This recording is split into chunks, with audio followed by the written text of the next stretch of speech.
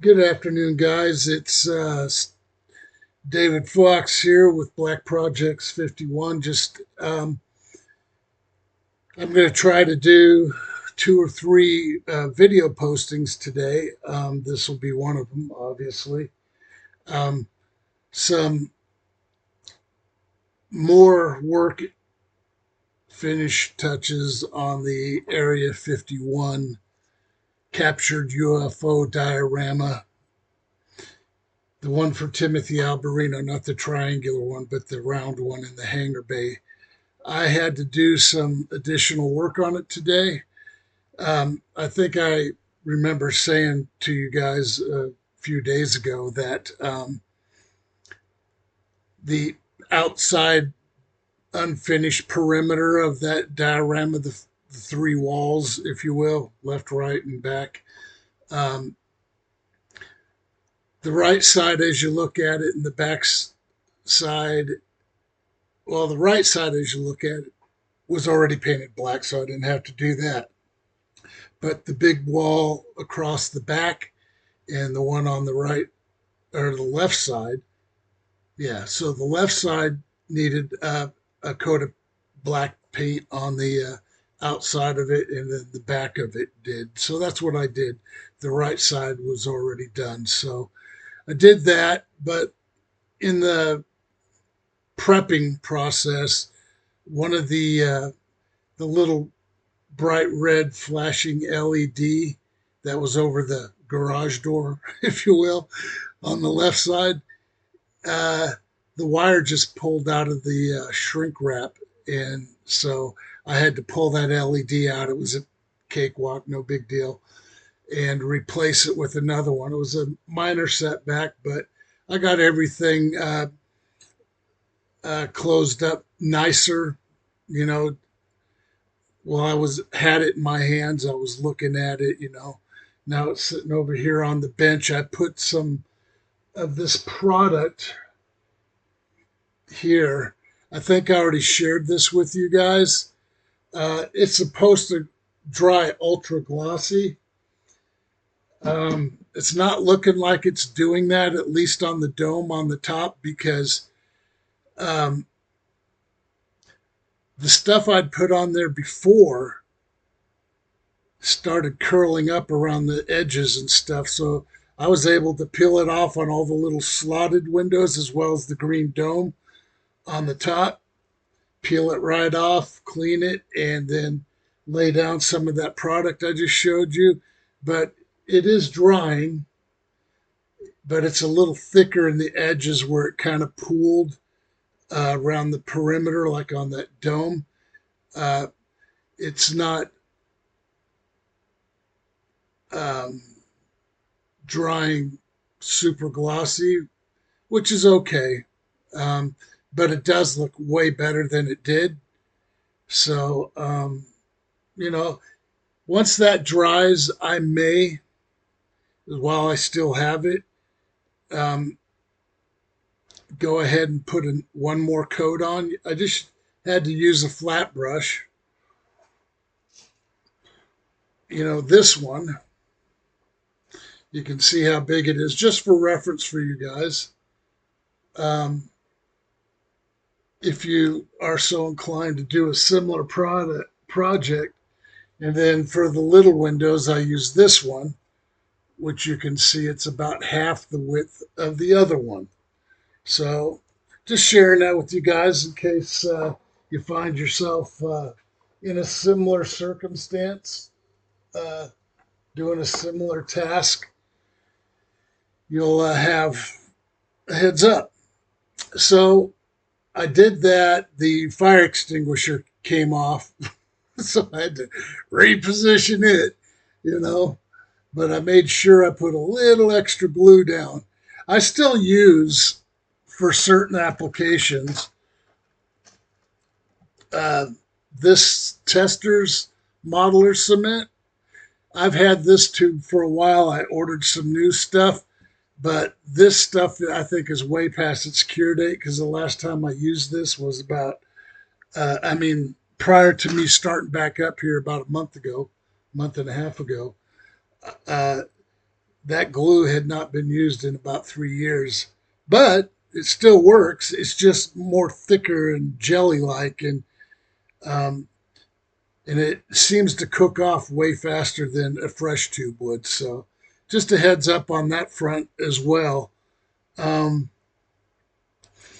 I went to Harbor Freight, spent about $12. Um, Bought some more clamps because a lot of my clamps have gone the way of the dodo bird. My wife and kids need them sometimes for something. I never get them back. Um, so, um, yeah, there's that. Um, I did do some work on the Nebula class uh, USS Phoenix the other night. I posted pictures of what I did.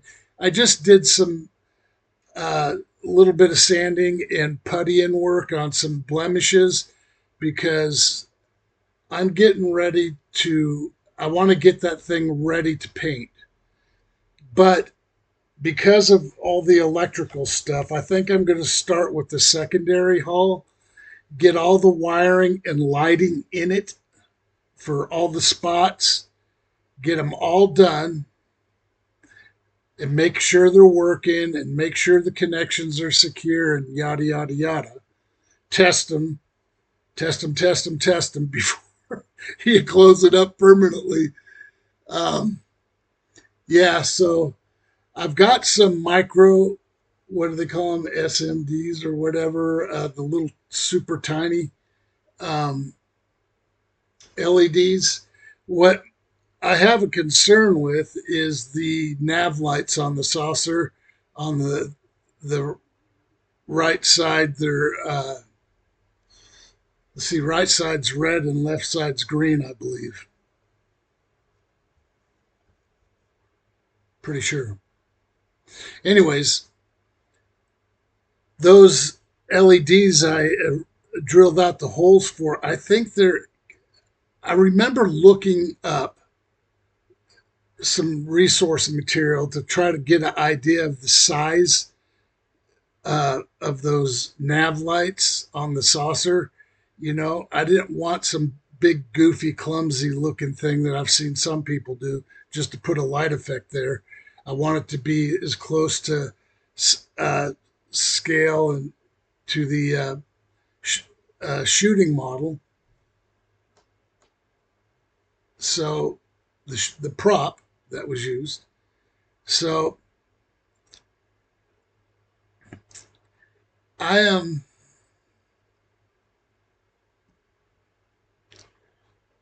still got a crap ton of work to do on that.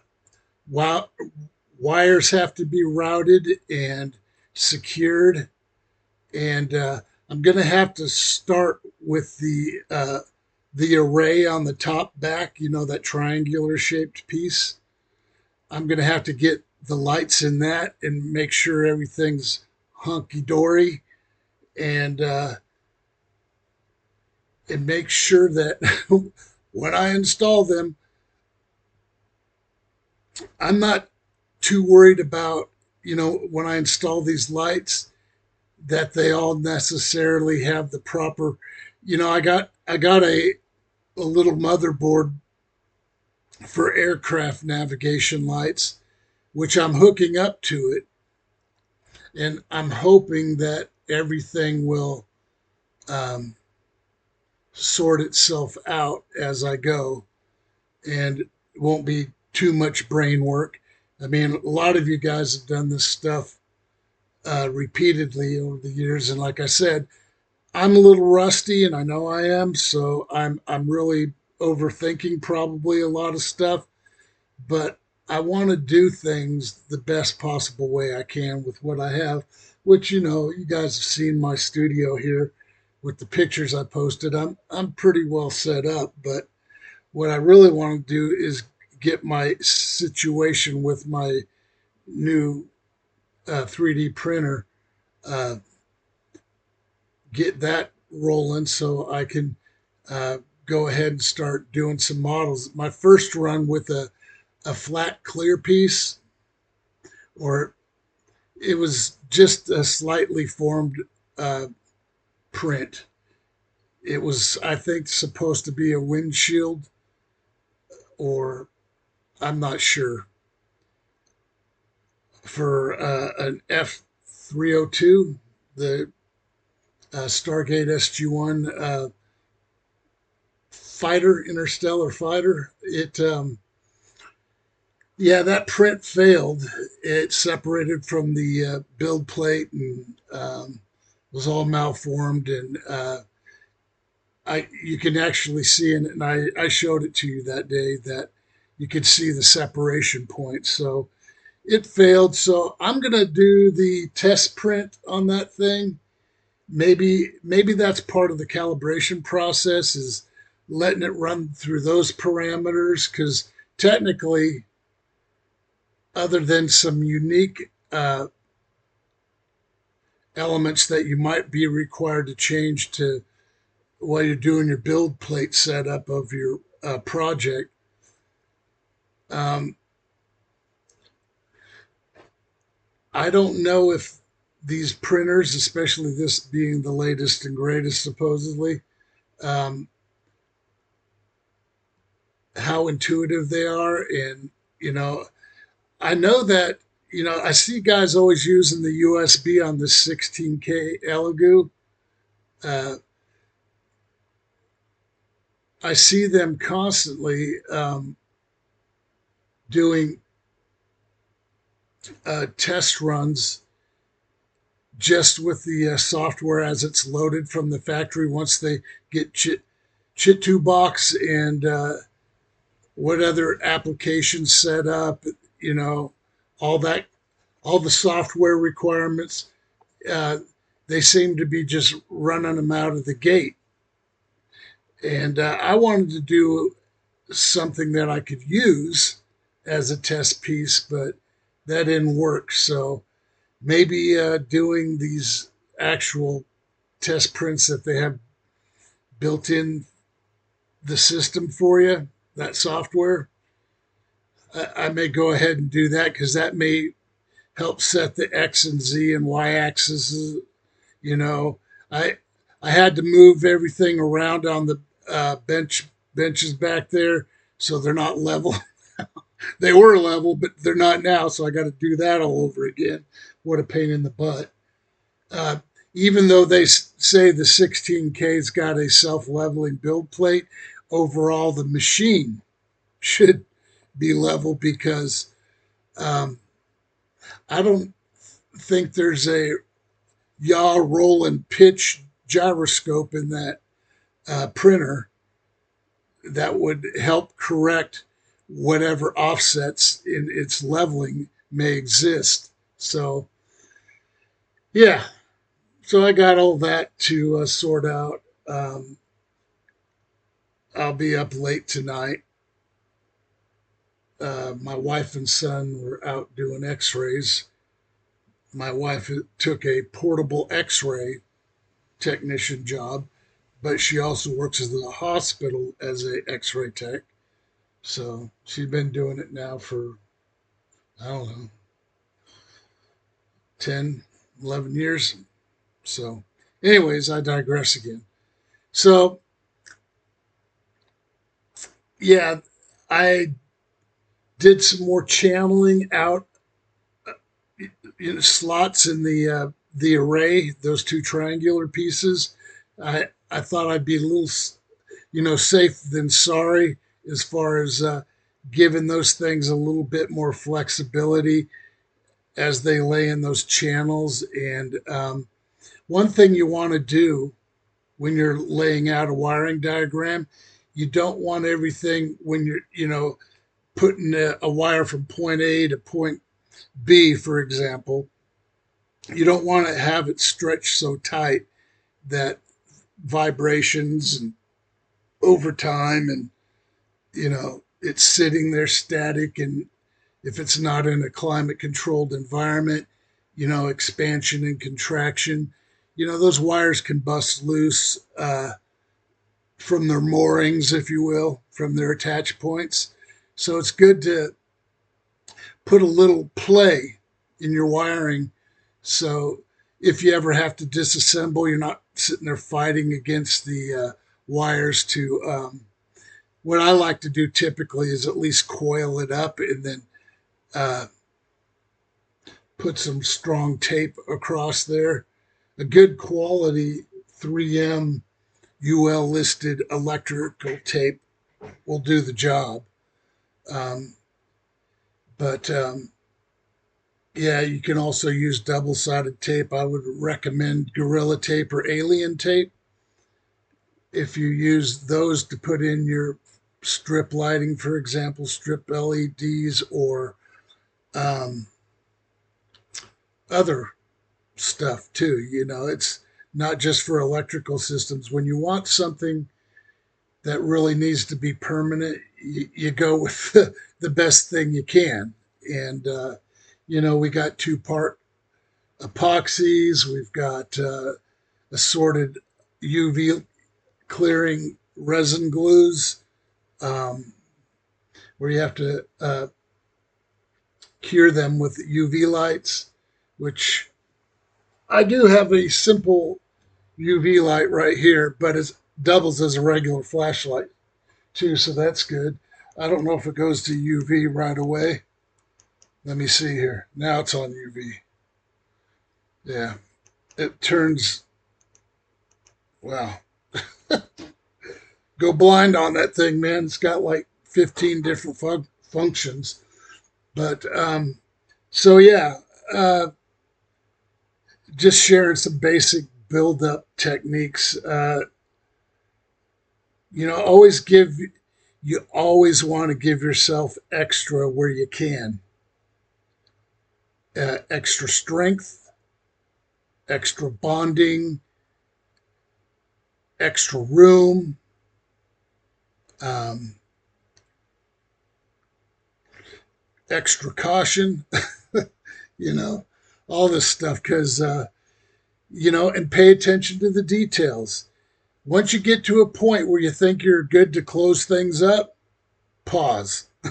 I'm telling you from experience. Just take a deep breath, walk out, and go somewhere else with no distractions and just think, okay, I've done this, this, this, and that. Come back in, look at your project, and go, okay, I think I'm good. I think I've covered all the bases. I can go ahead and seal it up.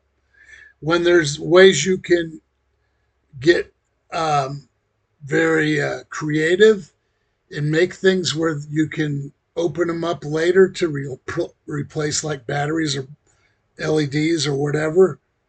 If you have a way to do that too, in whatever project you're doing, you should think about that as well.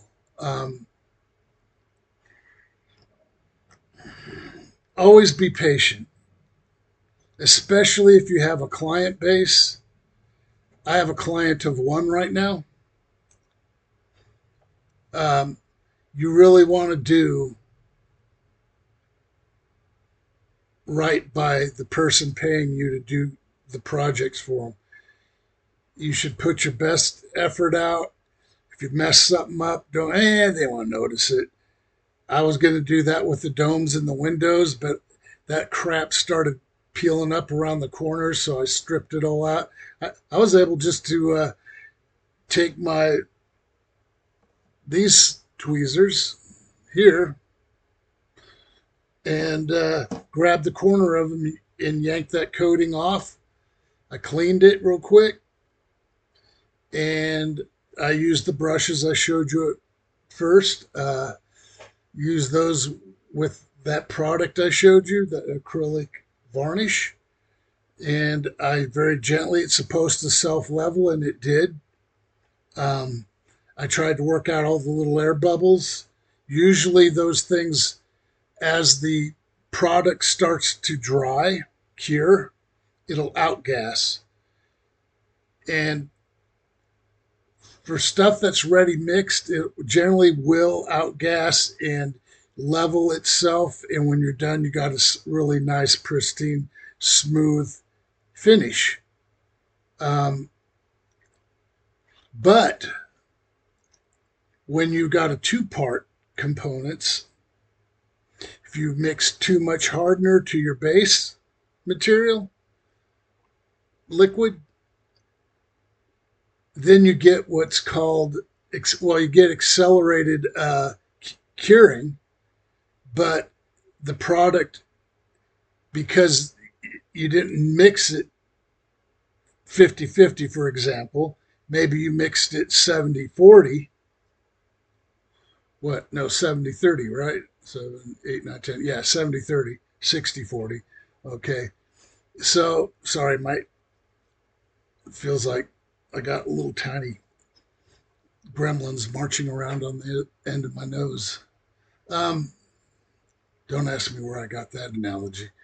Um, so, yeah, you just always use the material as advertised, as it, you know, when you start putting more hardener in it, especially in solvent-based uh, coatings, you can get outgassing, and it causes a condition that's called solvent pop. And what that is you got so much hardener in there that, and then depending on the thickness of the material, it's skinning over on the surface before the bulk of it underneath, that's actually on the contact surface, will still be in a liquid state, but it'll skin over on the top. But as that stuff underneath the skin over, as that curing occurs on the top surface, you will have that still fresh stuff underneath releasing gases. And what it'll do is it'll cause little eruptions in the surface tension of that stuff on the top side that's already cooking off faster because it's exposed to the ambient temperature of the room. So, yeah, more is not always better. That solvent pop is something that occurs in auto body and paint work. I know because I got a background in that too. Um, when you put too much hardener in like a clear coat, then when your paint dries, you look and you've got all these little, like something just puckered up and popped and released and fell back in on itself, like little microscopic volcanoes, so to speak. And they just appear as little irregular, round irregularities with a dimple in the middle, and that's because the gas was trying to escape from the material that was already curing on the surface. But anyways, I just wanted to share that with you because maybe some of you don't know that. It's especially a problem with solvent-based paints and materials, though, not so much um, with the acrylics and things we use like that for most everything else. I'll tell you what, these uh, inexpensive paints, these are water-based acrylics, and there's another brand there too, Folk Art, and those are the two main ones that I'm aware of. Folk Art makes a little higher end one than the what's it called again? Apple Barrel. Yes. Um, let me show you the two different ones so you're clear on it. Visuals are always better. Okay, this is Folk Art. This is one of their metallic ones. It's a little bit more fancier bottle. It's a little bit more expensive than the Apple Barrel stuff. Uh, Sometimes you get lucky and you can spray these right out of the bottle with your airbrush, but most times um, you should add some water to it. And I like to use either denatured water or at the very least distilled water, um, because you don't know what's in your drinking water. I mean, even for health reasons, that's why I got a $4,000 device sitting on my countertop that's hooked into my water supply that purifies our drinking water, and so we don't have to worry about that. But every time we have to replace the two filters on it, it's $150 per filter, and there's two of them. So yeah, but it's something that we've done to try to protect our health. Call me crazy, but I don't any government run water facility, which is most of them. I don't trust that. We're supposed to get water right off of Lake Tahoe. That sure it runs through purification plants and all this other stuff, but they're adding fluoride and chlorine and God knows what else. So, anyways, I digress again. Um, just yeah, at very least distilled water. You don't want anything in it extra. You just want plain water to mix into your paints. And you can get little pipettes, which pipettes. I know I've got pipettes. I thought I set some over here. They're a long plastic tube. It's got a little bulb on the end. You squeeze it. You can put it in your paint when you squeeze it. Well, you squeeze it before you put it in your paint. Then once you put it in your paint bottle, you release it. It draws paint up into it. And then you can squirt it into like your painter's palette. Yes, this has gotten used quite a few times, but me being Mr. OCD, I clean it thoroughly every time. I see guys like Lou Del Maso. It's got like a half-inch thick layer of dried acrylics and stuff on it. And I'm just like, hey, bro, I don't know. I think you invite contamination and disaster when you don't keep your tools clean, so especially when you're doing work for clients, you really want to put your best foot forward and keep them posted on progress.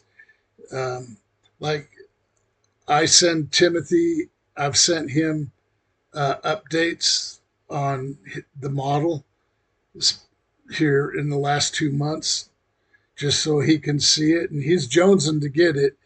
Unfortunately, I don't think my wife is going to be able to go with me out to Bozeman, Montana, and deliver it to Timothy. And what I think I want to do is I want to build a really cool looking crate, just like in Indiana Jones when they took the Ark of the Covenant. It was boxed up in that wooden crate with the cool stencils on it. Well, they weren't all cool because some of them were Nazi stencils, and I don't buy into that crap. But, anyways, um, I want to make a crate like that where you have to unscrew the screws and take it off. I don't know. I may hinge it though and put some, try to make it as water and dust proof as possible. So I'll probably line it with some type of plastic and then some padding. And so with some slight wiggle room because, and I've got to be able to get it out safely.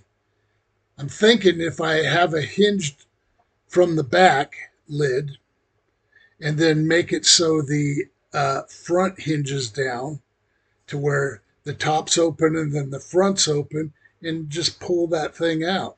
That's kind of where I'm leaning, but I'm just going to use some 1x3s and build a traditional looking crate. I just think that would be really cool. Top secret on the outside in red, the whole 9 yards. When you do something for a client, it ought to be as professional as you can make it. And then before I do go, and I need to remember this, I want to make a PowerPoint and then print it I could give him a CD, but I don't know if he has a CD player. So I'll just make the documents. They'll be in color with instructions, arrows pointing to what to do, and yada yada. So yeah, so I still got a little bit of work to go, and now we're October 2nd, so I need to be planning to head out to Bozeman, Montana before weather goes too south and we get too far into the fall. So I'm going to talk to my wife and then talk to Timothy and see. He said he's pretty much open the whole month of October. So that being the case, I may try to head out next week or the week after and deliver it to him. So I got a lot of things to do. I'm going to have to make that thing the priority because, well, it is the priority. And then once I unload that on Timothy, I'm back to doing all the things that I told you I'm currently working on. I do have other uh, show and tells, if you will. I could video, but right now I am just wanting to get this Area 51 UFO project out the door and to the customer.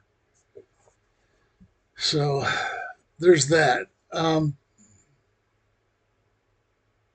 What else? Was there any other little faux pas or anything I ran into? I don't think so. I did on the Nebula class starship, the USS Phoenix. Thank you. Um, I did also glue the tower to the array that goes between the secondary hull and the array. I did glue that in place, uh, but the um, I don't have all the wires ran yet, and I might have to use that magnet wire, which is extremely small and it's got a very thin. I want to say this stuff is probably about 15 thousandths in diameter, 20 tops, but I think closer to 15.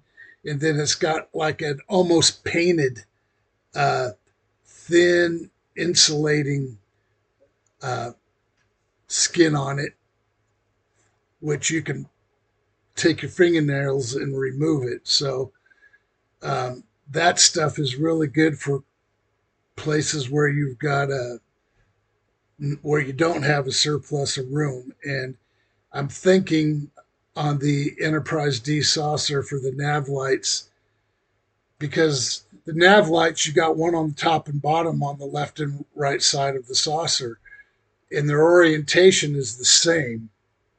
So when anything that is sticking out on the inside where you won't see it, like the two prongs on the LEDs with the wires coming off of them, those have to be gently bent to even fit in there.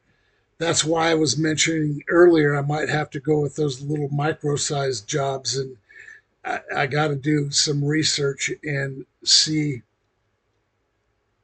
um, how big, in fact, those nav lights are. Something I don't have, at least I don't think so. Well, I'm not going to look. I don't know if I have it, but I don't know if it's clear, crystal clear, is the UV light curing uh, epoxy. So I'll have to take a look at that. I'm nowhere near ready for that, so it's when I get there, hopefully I'll remember. But yeah, that Nebula class has proven to be quite the project as well. But it's not going to be as bad as the Star Wars, I don't know, Black Ops X-Wing I'm building. That's kind of the thought I'm going with, that this is like a um, this big 124 scale X-wing I'm building and heavily modifying is like a secret branch of the rebel forces, and it's going to be in black and gray tones, I think, and tinted windows, and uh, it's gonna it's gonna be unique, and that's what I want it to be. I want when you guys look at it and go, man, that's pretty cool, you know. Uh, we all think differently. You know, our cultures are different, and for those outside the U.S., but we all have a different way of interpreting things artistically at what we find appealing. Um, I'm kind of a minimalist, you know, just enough to make it interesting. That's why I didn't go ahead and put a bunch of figures and equipment around that diorama. I just thought, why don't you just make it a scene where it's ready to go? No need for anybody being in there. It's nighttime, lights are out. Basically, these are my thoughts. You know, when I was building that thing and making final decisions on it, that you know, you always got to have a storyline for dioramas because if not, when you put them together, they'll be all janky and don't make any sense. So they got to be well thought out.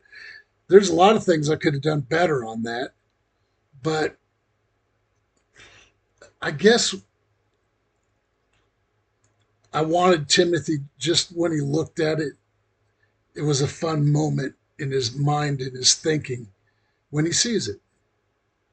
And remember that it was a gift from a friend. And also to help motivate him to keep on charging on, keeping us all informed about UFOs and all this stuff from his biblical perspective. But he's a fascinating guy. And if you haven't checked him out, you really ought to watch some of his videos. The guy's pretty impressive. So, anyways, that's it for now, guys. I'm going to, uh, my wife and son will be home soon, and I got some things I got to do on that diorama, the Area 51 diorama.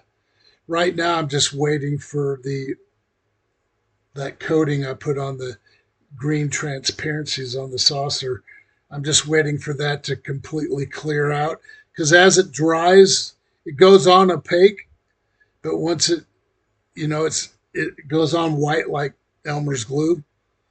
But when it cures, it's supposed to be crystal clear. So, and it looks like that's what's happening. So, with that, I'm going to go ahead and post this and stay tuned, guys. There's more to come. Like I said, be patient with me. This is a work in progress. I'm kind of new to this YouTube thing. So, um, yeah, I don't have the backdrop down today. I don't know how important that is to you guys. I look at it this way today's video. This is where I make my stuff. This is my hobby space. And I like sharing it with you, you know? And I got a lot stuffed in this 12 by 15 space. So, anyways, you guys have a great day. Um, what day is it actually? Now that I'm retired, oh, it's Thursday. So you got Friday coming tomorrow, and then most of you guys will be off through the weekend. Some of you won't. So whatever time you got to enjoy your hobby, do so. Wife and kids come first, family comes first, then your hobbies. Why do I say that? Because I'm guilty of that, ignoring family uh, to the point because I was so engrossed in my hobby projects, I was ignoring my family. That's not a good way to go. Don't go down that route, boys and girls. Okay? Don't. So, and for you youngsters, I mean, really young, if you're 10 years or older and you're watching this is a great hobby.